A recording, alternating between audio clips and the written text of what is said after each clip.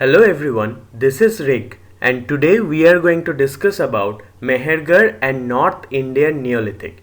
In our last video, which was about Neolithic revolution, we have learned that how humans started farming and domestication of animals throughout the Neolithic cultures in the entire world.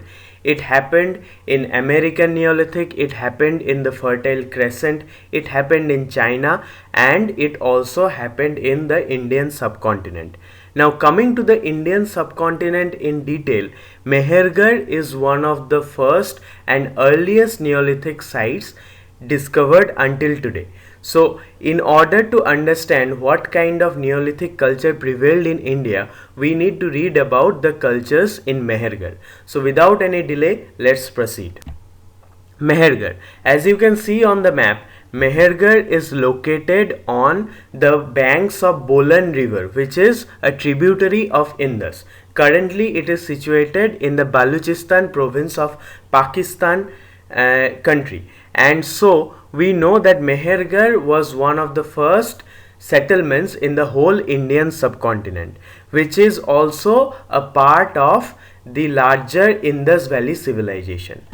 It has been excavated multiple times, but the first major excavation took place under Jean-Francois Jarige in 1974. He was a French archaeologist who was on a French archaeological mission to the area of Balochistan in Pakistan. So, the cultural history of the site has been divided into 8 periods. Now, in the context of archaeology, when we excavate a certain site, we get multiple layers of cultural occupation. So, each layer signifies a different period in history. Now, all those periods can be divided into certain cultural layers. Starting from period 1 up to period 8 can be seen in the site of Mehrgarh. So, going into details about each period, we see that period 1A and 1B are the two further subdivisions of the Mehrgarh cultural period 1. Subdivision means when a cultural layer, that is the first layer in Mehrgarh, has a lot of things in it, then it can be further subdivided into 2 periods. So period 1A and 1B are 2 examples of the subdivisions of Mehrgarh period 1. It just happens to be the lowermost strata of cultural occupation. Now period 1A is dated from 6000 BC to 4400 BC. This is very significant because in other parts of the world around 10,000 BC, which is the beginning of Holocene period, Neolithic started all over the world. But in Mehrgarh, it had started from around 6500 to 6000 BC. So Mehrgarh Neolithic started a bit later than the other parts of the world. Now, what were the main features of this period? As we have seen in Neolithic period, among the tool technologies used, the most prevalent tool technology was making of tools by polishing stones and grinding them. So, similarly in Mehrgarh also we find there were polished stone tools, microliths and even bone tools. Bones of animals were used in order to make bone tools. Now, the economy was not at all completely farming. Economy was not at all completely dependent on the subsistence mode of farming alone. Hunting, stock breeding, along with plant cultivation, everything prevailed together during the period 1A in Mehrgarh. Now, animals which were domesticated were cattle, sheep, goat, and water buffalo. The cultivated plants which were done, plant cultivation which were done in Mehrgarh were mainly wheat and barley. Now these two crops, wheat and barley, were the first crops to be cultivated in the whole of Indian subcontinent. This is a very important point to remember, that wheat and barley were the first crops to be cultivated by humans in the whole Indian subcontinent, and it happened in period 1A of Mehrgarh. Now, the houses during those times were not totally wattle and dwarf structures. Mud and mud bricks were used, sun baked bricks. They were not clean fired bricks, but sun baked bricks were used in the making of houses. Now, what kind of structure did the house have? What kind of planning did the house have? Multiple rooms were there with a central courtyard, and also there have been evidences of granaries. Earliest form of storing surplus resources were found in Mehrgarh. And how did it look like? It had multiple rooms without doors. Without doors means so that moisture doesn't come inside. That means it must have been used to store grains. Okay, so whenever there is a building found in any archaeological context which does not have any such opening, then it can be guessed that it was used for storing of grains. Burial was under the floors of houses. So people believed in ancestral worship during Neolithic period, as we have seen in our last video of Neolithic revolution. So ancestral worship means respecting and worshipping the hereditary or the lineage from which we have arrived.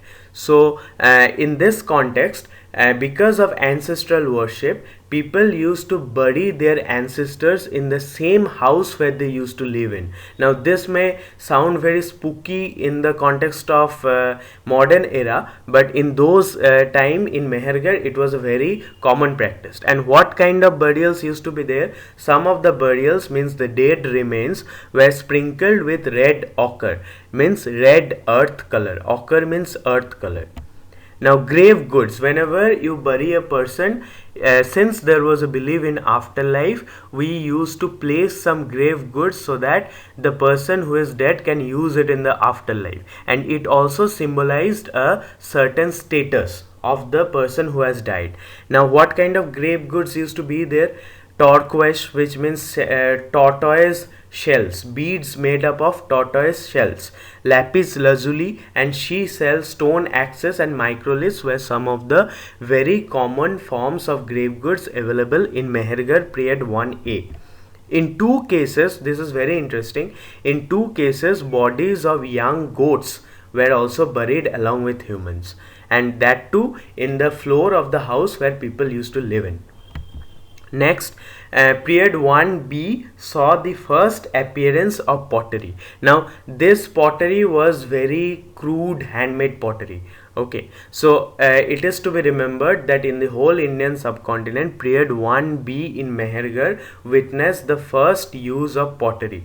Pottery is one very important determining factors of archaeology. Next, if we go to period 2 of Mehrgarh, here in the picture we can see what kind of house or what kind of town planning used to be involved in period 2 of Mehrgarh. Now, this happened, period 2 happened in the later part of 5th millennium BC, means later 5000s BC. Okay. Now, the pottery of period 2A is handmade. We have witnessed that in period 1B only there was evidence of handmade pottery. Further going into details, we find that period 2A, the pottery was handmade and it was a basket impressed coarse ware, means after making the pottery, when it was still wet, when the clay was still wet, not dried up completely, they used to keep it in some kind of basket for drying, and that basket made an impression on the wet clay which gave an effect of basket impressed coarse ware. In period 2C, we find the first use of wheel made pottery. So this is very important. We must remember that in period 1B, we find first use of pottery in the Indian subcontinent in the site of Mehrgarh of Balochistan province in Pakistan. And in period 2C, we find the first use of wheel made pottery in the Indian subcontinent. Now, what was the chief characteristics of pottery there? Buff to reddish color were painted in black pigment with simple straight and curved lines. So people had a sense of designing also. How did they design? They used simple straight and curved lines. Rows of dots and crisscrosses were done. So it was a basic form of design which we first witness in this period, period 2C. Now, what kind of vessels used to be produced? Bowls and globular pots. Globular pots means a rim like structure which will have a body like a globular pot. Okay, so these were the two chief features, two chief shapes of vessels which were found in Mehrgarh period 2. Now, one interesting fact is that a copper ring was discovered. Okay, a copper ring was discovered in cultural period 2 of Mehrgarh that show the emergence of metal technology. Now, if we dive into the chronology, we will find that in other parts of the world, Neolithic period came before Chalcolithic, but in Indian subcontinent, Neolithic and Chalcolithic was very much close to contemporary to each other. So even though Mehrgarh period 2 was Neolithic, we can find a bit of existence of copper making technology, which is very interesting given that in no other parts of the world we find copper in Neolithic period. Now, a new variety of barley came to be cultivated in period 2C, and that barley, if we see the variety, we can know that irrigation needs to be done in order to grow it, in order to cultivate it. So we also find evidence of existence of irrigation facilities where water didn't used to reach.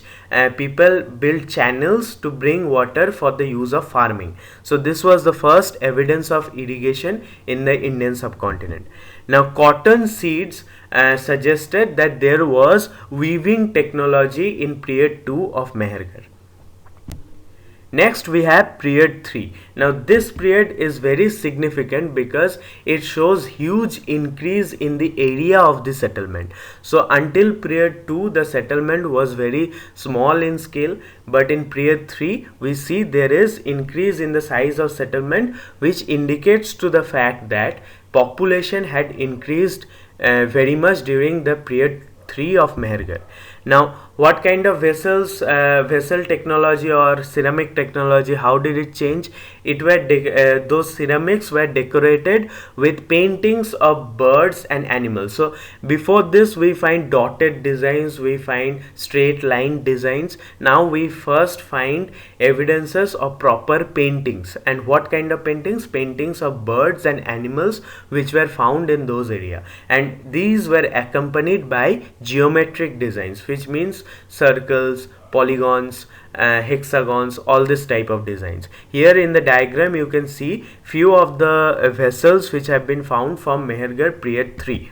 Now oats and other variety of wheat were added. So until now we were cultivating only barley and wheat, which were the first crops to be cultivated in the Indian subcontinent. So in Mehrgarh period 3, the change or the development that happened is oats, a new variety of crop, used to be cultivated.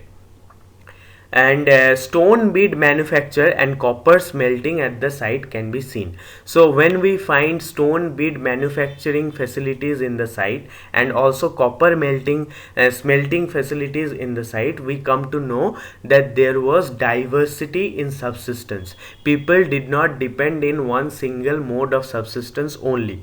Now whenever there is bead making and copper smelting, we know that there existed a trade system through which people exchange goods and knowledge from one place to another. Hence, this is a perfect example of Neolithic period in Mehrgarh, where we have animals being domesticated, new crops being cultivated, and also copper smelting and bead making being done. Now we find a large granary. In period 2 we found a small granary which had no rooms. Now here in period 3 we find a large granary with multiple rectangular cells, means there was huge production of crops and it needed to be stored. The surplus production needed to be stored for later use, and hence people gained the technology, people learned the technology of making a granary for storage, for proper storage of resources. Next, in period 4 of Mehrgarh, we see that there was emergence of polychrome pottery. Polychrome means different colors, more than 2 colors came to be used in a single vessel. So the design was very much significant. There was huge improvement in design. And what kind of shapes of vessels used to be produced? A tall goblet. Goblet means a cup with a stand on it. So a tall goblet with wide mouth means the rim used to be spread wide, and a pedestal vase has a new shape. Okay, so these were the kind of ceramic technology which was new in period 4. Use of timber was there. Timber means plain wood. So wood used to be not that much common in before period 4. So from period 4 we find that timber began to be used in the construction of houses. Now female terracotta figurines with pendulous breast and stamped seals of terracotta and bone were very much common during this period. Now whenever there are female terracotta figurines, we can guess or we can assume that there was a belief in fertility cult. Female figurines in most of the ancient civilization in the context of archaeology give an evidence of fertility cult. Now what kind of seals used to be done? Seals were not prevalent before period 4 of Mehrgarh. So now right now in period 4 we find existence of seals, and the seals had compartmented structure. In terracotta and stone indicates the emergence of commercial transactions. Seals even today are a source of authenticity. Seals provide validity and authenticity to a good, okay, to any object. If there is any seal attached to it, it gives a brand value to it. Hence we can understand that there was emergence of commercial transaction between different parts of northwestern Indian subcontinent. Now period 5 is one of the shortest period of cultural layer in Mehrgarh. Hence it does not have much of a significance, and the only significance we find of period 5 is that there was a decline in polychrome decoration on pottery, which was the chief feature of ceramic culture in period 4 of Mehrgarh. Next, if we go into details of period 6, we find that it existed in the first quarter of 3rd millennium BC. So until now we have passed almost 300 years. It existed on the first quarter of 3rd millennium BC. And what happened? What was the chief feature of period 6? It witnessed an explosion in pottery styles. Many new technology came into being during the period 6 of Mehrgarh, and this is the first time we find evidence of pottery cleans. Means after the pot was made using wet clay, it did not used to be burnt before period 6. So in period 6 we find first use of fire technology in ceramics, in the production of ceramics. Now people leaf and humped bull designs appear on pottery. This is for the first time we find existence of humped bull design in the Indian subcontinent, and this suggests that this humped bull figure was very much similar to the famous humped bull figure in the sites of Indus Valley civilization. Hence we can understand that they were contemporary and there existed a relationship. It may be commercial, it may be of some other kind, but there existed a relationship between Mehrgarh and other contemporary sites of Indus Valley civilization in the first quarter of 3rd millennium BC. Female figurines show elaborate hairdos. Again, we can understand that there was a belief in fertility cult, and female figurines with hairdresses with decorative patterns in the hairs show that the people had a dressing sense, the people had a fashion sense, and which began to be improved from the period 6 of Mehrgarh. Now period 7. Period 7 is considered to be the last significant period in Mehrgarh and the last significant period in Neolithic culture of Mehrgarh also. Now it began from the middle of 3rd millennium BC. What happened? There was a richness in the variety of terracotta figurines. different types of motifs of animals and humans began to be started during the period 7 of Mehrgarh. There were different figurines of woman and male made during this period. Now some of the figurines, which is very interesting, have a red paint in the medial partition of hair. So even now Hindu women in the Indian subcontinent apply vermilion or sindoor in the partition of their hair. They apply it from their forehead stretching up to the middle of their head. So this is an indicative feature that the practice began at the time of 3rd millennium BC.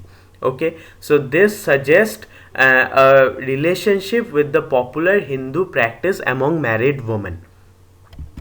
This is also a study of ethnographic archaeology, when some practice from the ancient period continues even today with some minor adjustments because because to suit the needs of the contemporary period. It is called ethno-archaeology, and many researchers have been done in ethnographic practices in order to know what kind of practice existed in the past. So this feature of the red paint in medial partition of hair is very much important in the study of ethno-archaeology. Now terracotta seals have designs of swastika, cruciform and running animals, which are all indicative features of relationship with Hindu religion in the later time period. Okay, so in period 7 of Mehrgarh, it is very significant because we can draw a relationship between contemporary Hindu practices and the practices that existed in 3rd millennium BC in the northwestern part of Indian subcontinent. Now next going, the most important Neolithic culture after this is Kashmir Valley Neolithic. Kashmir is the northernmost part of Indian subcontinent. It is very cold. It has a very cold winter climate almost throughout the year, and there after Mehrgarh, it is the only place we find Neolithic culture. We find Neolithic culture in Kashmir Valley, in northeastern India, in eastern India, and also in central India. South Indian Neolithic is very much different from North Indian Neolithic. We will dive into details about Neolithic culture in different parts of India, but first let us start with Kashmir Valley Neolithic. Now, nearly 40 sites were discovered in Kashmir which had Neolithic culture in it. Neolithic culture means people started domestication of animals, people started to live in a permanent settlement, and also people started farming. So, all these sites in Kashmir Neolithic were made in Karewa deposits, which means that when there is a river bed, there will be alluvial deposition. Now, the people in Kashmir during Neolithic time used to make their settlement in Karewa deposits, which were overlooking rivers and lakes. And now for any settlement to survive, water is the most basic thing.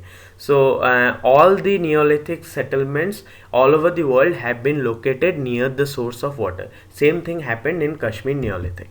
Now Budzahom and Gufkral are the most important sites in Kashmir Neolithic. Why are they important?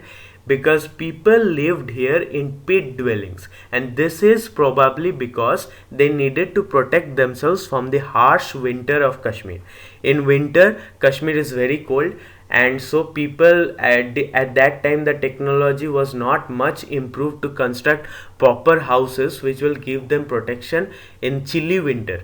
So they made pit dwellings. They dug into the ground in the Karewa deposits, which was easy comparatively to dig into. So they lived in the pit dwellings. And how did they get into the pit dwellings? What were the chief features of pit dwellings?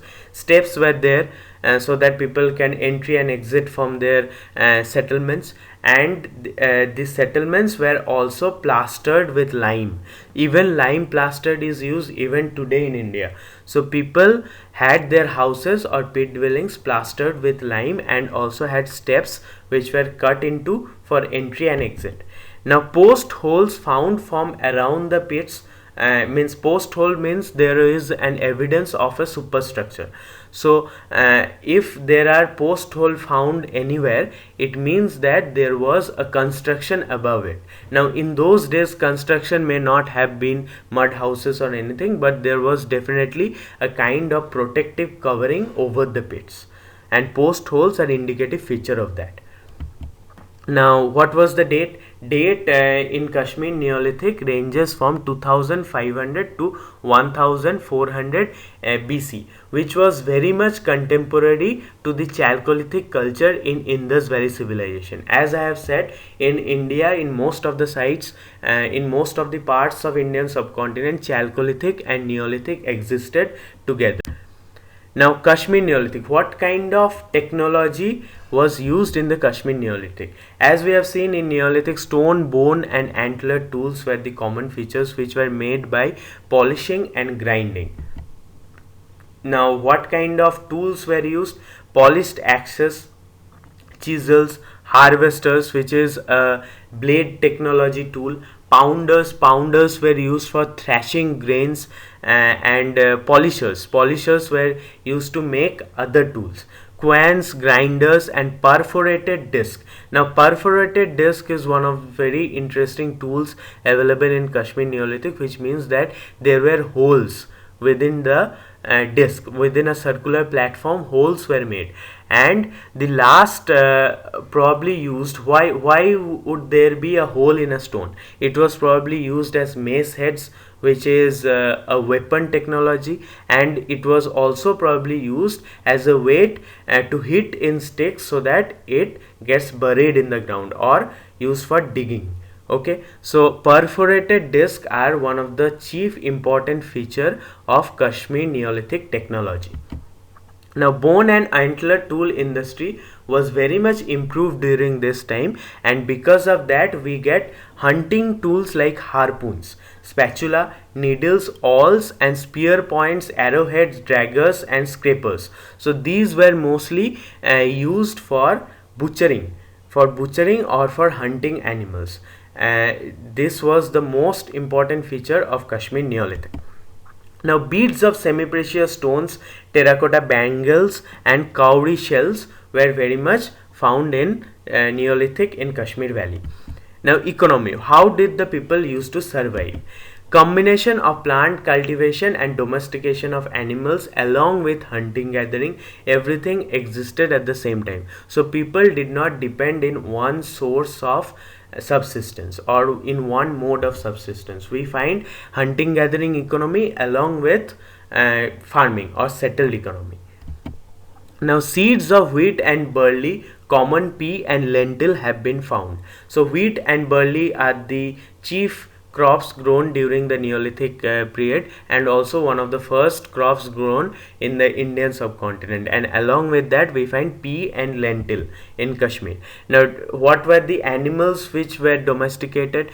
Cattle, sheep, goat, pig, dog, and fowl were domesticated. They were domesticated for milk sometimes, for meat, and also they used to function as trackers for hunting.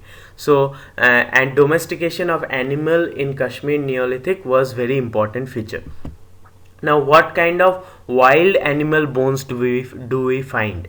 Now wild animal bones means these were the animals which were hunted down, and the animals were deer, Kashmiri stag, ibex, bear, wolf, hedgehog, beaver, and rodents. All these animals were hunted down by the Kashmir Neolithic people for the mode of subsistence in Kashmir Neolithic economy. So these are the most important features of the sites of Bujrahom and Gufkral. These were the famous two sites excavated in the whole Indian subcontinent, which gives a prominent example of Neolithic culture during 2500 to 1400 BC.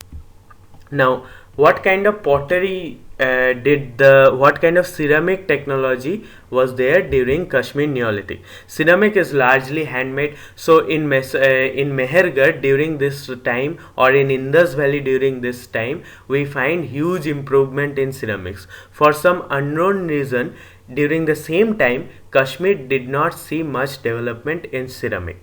So the pottery in Kashmir Valley in Neolithic was mostly handmade, and at the later stage of Kashmir Neolithic we find wheel made pots. Now shapes, what kind of shapes were there? Shapes comprised of jars, vases, globular pots, basins, dish on stand, and bowls. And bowls. What were the differences with Mehrgarh? Dish on stand are the most important feature which is different from other parts of Neolithic in Indian subcontinent.